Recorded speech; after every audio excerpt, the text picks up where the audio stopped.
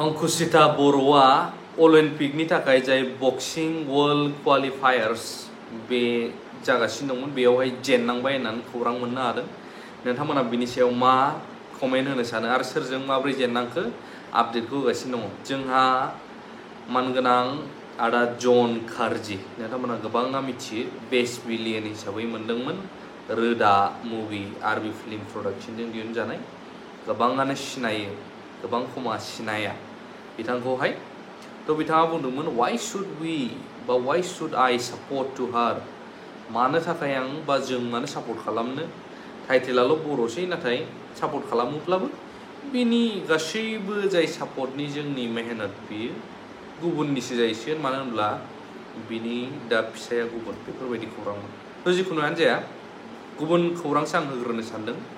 जोंहा दुखु गोनां बाथ्रा क'क्राझार जिल्लायावहाय बिफा आरो फिसा सानैबो मोनसे न'खरनिफ्राय जिउ गोमानानै रुंसारि जादों।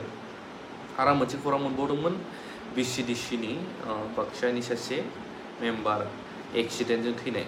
जि हक क'क्राझारनिया जाहैबाय खौरां मोनफैनाय बायदिब्ला मागुरमारि सेसाफानियाव सानै बिफा आरो फिसा बिफाया 45 इयार्स फिसालाया उन्दैसो 7 इयार्सल' फुख्रियाव गब'नानै बिथांमोना जिउ गोमादों होननानै मिथिनो मोन्दों। नोंथांमोननो भिडिअ फुटेजखौ होनानै होनो गोसो जायो मानो होनब्ला बेबायदि जाथाय बोरै जाखो। आरो मोनसे गुबुन आपडेटआव थांगासिनो दङ।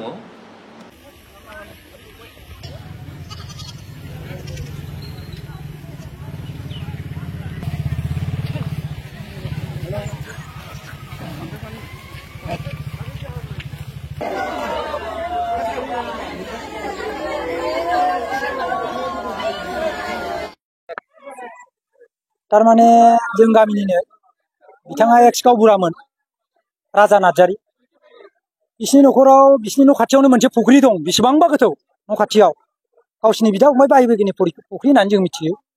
खिन्थु बिथांखौ न'नि मानसिया दहाय खिथादों माने ना साहैदोंमोन फिसा फिसा ओमफ्राय फुख्रियाव गलिलांदों होननानै खोनादों जाहैबाय। ओमफ्राय न'नि मानसिया थांना नागिरगासिनो दं। आं न'आवसो ओंखाम जागासिनो दंमोन उनाव खबर मोननानै आंबो नायफैदों। खोथाया जाथायाथ' नंमारगौ। ओमफ्राय फैनानै नायबाय गामिनि मानसिफ्रा नागिरगासिनो दं। बिनि उनावहाय सिङाव मानसिफ्रा फुख्रियाव गोदोनायनि खोथा दै मोनलोंनाय मा मोनलोंनायजों मानसिफ्रा सिङाव गोदोलांबायमोन। खिन्थु नैबे सेंग्राफ्रा गामिनि सेंग्राफ्रा नागिरनानै बोखांनो मोन्दों आरोखि। फार्स्टआव फिफाखौ मोनग्रोबाय बिनि उनावहाय सेकेन्ड बाराव नै फिसालाखौ मोनबाय।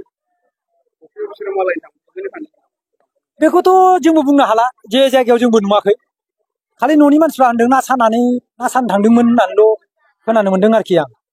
दा आं बाराथ' मिथिजोबा आंबो न'निफ्राय फैब्रबनायसो नायफैदों आं एक्सुवेलि नंगौना नङा होननानै।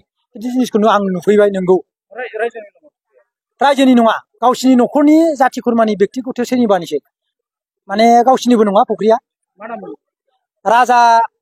राजाराम नार्जारी बे जायनाखि बिथाङा दा दैयाव गब'दों ओमफ्राय बिनिनो फिसालानि नामा खोरोमदाव ना मा होनदों खोरोमसार नामा आंबो मोजां मथन मिथिया बे गथ'नि नामखौ दिनैसो आं मिथिदों। खिन्थु बिफाया एक्स गावबुरामोन। दा मा खालामनो भाग्यखौनो जों बेखौनो होननानै साननानै लानांगौ जाहैबाय। न'खराव दा बिसोरा बिसि दङ ओमफ्राय फिसालाबो दंबावो। फिसालाया साबसे दंमोन सासे दंमोन फिसालाया सासेल'सै। बे सासेयाथ' उन्दैसिना गोमाबाय दा देरसिना दं आरो। दा निखावरि न'खर मा खालामनो दा जाथाया हनै गावनि दसावनो गाव फुख्रियाव थांनायाव माबा मोनसे जानानै गब'नानै थैनायखौ जोंबोथ' नुवाखै। न'खरावथ' न'आव मानसि दंमोन जाहैबाय आरो एसे गोजान जायो फुख्रियाबो जाथाय जानाय जायगायाबो एसे गोजान जायो। थांगौमानिबोथ' आरो सेरखम मानसि गोरों जानांगोन। बिराद गोथौ फुख्रिया माने बेसेबांबा गोथौ 10 फुटसो गोथौ जागोन। टाइमखौथ' बुंनो हाला खयथायाव जादों जों खिन्थु बावाखै मोननाया आधा घन्टासोल' जादों गोथैखौ मोननाया। बिथांमोनखौ मोनबाय आरोखि।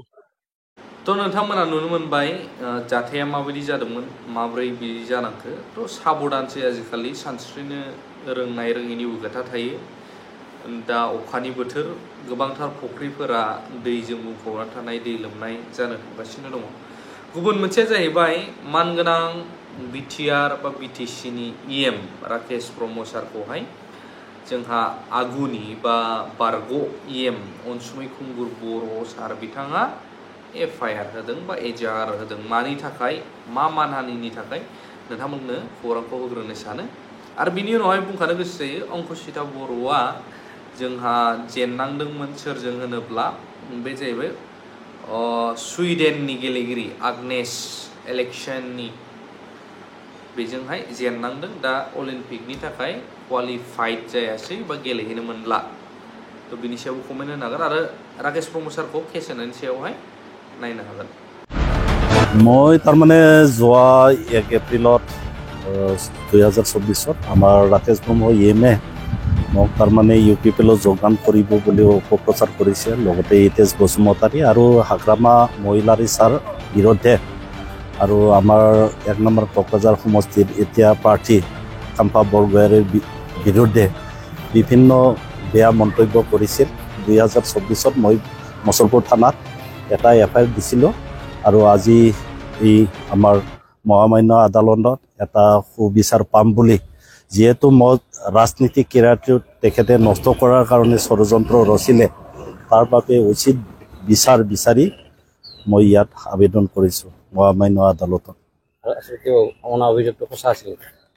নাই এইটো মিছা কথা এই অপপ্ৰচাৰ এইটো অপপ্ৰচাৰ কৰাৰ কাৰণেতো মই FIR দিলোঁ আৰু কোৰ্টত আহিলোঁ তেখেতসকলৰ কাম কৰিবলৈ একো নাই এনে যা তা বকাৰ এইবিলাক ষড়যন্ত্ৰ আৰু আজি দেখিছোঁ তেখেতসকলে কাম কৰিব পৰা নাই প্ৰমোদ বড়োতো ক'বলৈ লাজ লাগে ইস্তিফা দিব লাগে একচুৱেলি প্ৰমোদ বড়ো ডাঙৰে একো কাম কৰা নাই কৰিব পৰা নাই আমাৰ মছলপুৰ হেডকোৱাৰ্টাৰ ইয়াত কি নতুন আঁচনি কিবা আহিলে নাকি LP স্কুল হ'ল নাকি কলেজ হ'ল নাকি স্কুল হ'ল নাকি ইউনিভাৰ্চিটি হ'ল নাকি একো হোৱা নাই একো কৰিব পৰা নাই এই আমাৰ ৰাকেশ ব্ৰহ্ম ডাঙৰীয়াক